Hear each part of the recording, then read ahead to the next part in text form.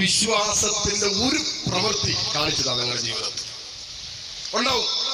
ഞാൻ എപ്പോഴും ഓർക്കുകയാണ്, ബഹുമാനപ്പെട്ട അനീഷച്ചന്റെ ഒരു കസിൻ സിസ്റ്റർ, ഫസ്റ്റ് കസിൻസ് ആണെന്നാണ് ഞാൻ അറിയുന്നത്. അപ്പോ അനീഷച്ചൻ പറഞ്ഞു, ഞങ്ങളൊരു തൃശ്ശൂർ ഭാഗത്തങ്ങാട് ഒരു ശുശ്രൂഷയ്ക്ക് പോകുന്ന വഴിക്ക് അനീഷച്ചൻ പറഞ്ഞു, എൻ്റെ ഒരു പെങ്ങളുടെ വീട്ടിൽ കയറി ഒന്ന് പ്രാർത്ഥിച്ചിട്ട് പോകാം. അപ്പൊ ഞാനും ഉണ്ട്, ബഹുമാനപ്പെട്ട കാരിയച്ചനുണ്ട്, കാരിസ്മാന്റെ സുപ്പീരിയർ അച്ഛനായ കാരിയച്ചനുണ്ട്, അനീഷച്ചനുണ്ട്. ഞങ്ങൾ 3 പേരും കൂടിയാണ് ഒരു ശുശ്രൂഷയ്ക്ക് വേണ്ടി പോകുന്ന വഴിക്ക് അച്ഛൻ പറഞ്ഞു, നമുക്ക് എൻ്റെ ഒരു പെങ്ങളുടെ വീട്ടിൽ കയറി പ്രാർത്ഥിക്കാം. ഒരു കുഞ്ഞ്, തീരെ ചെറിയൊരു കുഞ്ഞ്, മാസങ്ങളെത്തിയ ഒരു കുഞ്ഞ്. അപ്പൊ ആ കുഞ്ഞിന് വേണ്ടി ഒന്ന് പ്രാർത്ഥിക്കാൻ വേണ്ടിയിട്ടാണ് മാതാപിതാക്കൾക്ക് ഒരു ആഗ്രഹം. അവിടെ ചെന്നപ്പോ മനസ്സിലാക്കിയ ഒരു കാര്യം, ഈ കുഞ്ഞിനെ ഉദരത്തിൽ വഹിക്കുന്ന സമയത്ത് ഡോക്ടർ പറഞ്ഞു, ഈ കുഞ്ഞിനെ കിട്ടില്ല. തന്നെ ഈ കുഞ്ഞിന് അത്യാവശ്യം വേണ്ടതൊന്നും ഈ കുഞ്ഞിന്റെ ശരീരത്തിൽ ഉണ്ടാകില്ല. ഡോക്ടർ പറഞ്ഞു, നിങ്ങൾ എത്രയും പെട്ടെന്ന് ഈ കുഞ്ഞിനെ അബോർട്ട് ചെയ്യാൻ പറഞ്ഞു.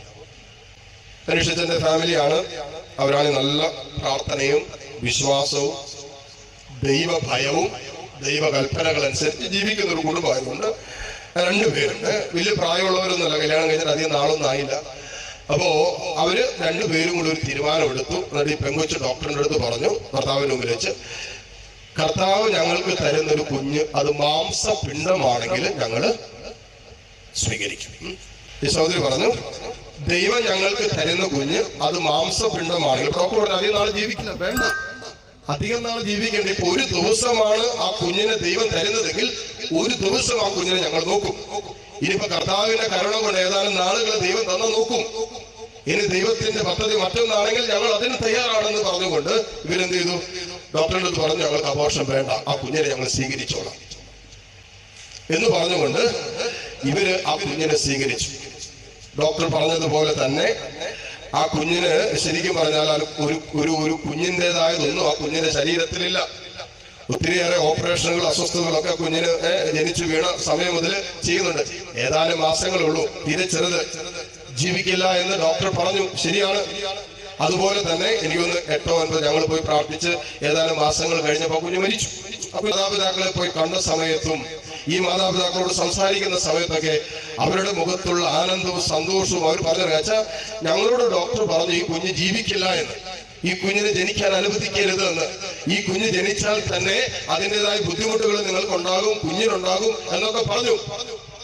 ഈ മാതാപിതാക്കൾ പറഞ്ഞെന്നാന്നറിയോ, ഈ സംഘിച്ച് പറഞ്ഞെന്നാന്നറിയോ, ഞങ്ങൾക്ക് കർത്താവ് തന്ന കുഞ്ഞ് അത് എന്ത് കുറവുണ്ടെങ്കിലും ഞങ്ങൾ ആ കുഞ്ഞിനെ സ്വീകരിക്കും പറഞ്ഞുകൊണ്ട് 10 മാസം ആ കുഞ്ഞിനെ ഉദരത്തിൽ വഹിച്ച് ഈ പറയുന്ന പോലെ ആ കുഞ്ഞിന് ജന്മം നൽകി. ആ 10 മാസത്തിലധികം ഈ കുഞ്ഞിൻ്റെതായ എല്ലാ രോഗത്തിന്റെ അസ്വസ്ഥതകളുടെ നടുവിലും ഇങ്ങനെ പറയില്ലേ, അവർ പറഞ്ഞു, അച്ഛൻ ഞങ്ങളുടെ കുടുംബത്തിന്റെ മാലാഖയാണ് ഈ കുഞ്ഞ് എന്ന് പറഞ്ഞ ആ കുഞ്ഞിനെ പരിപാലിക്കുന്നത്.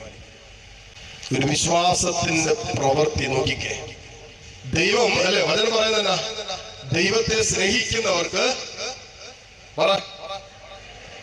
അവിടുത്തെ പദ്ധതി അനുസരിച്ച് വിളിക്കപ്പെട്ടവർക്ക് സകലതും നന്മയ്ക്കായി പരിണമിപ്പിക്കും.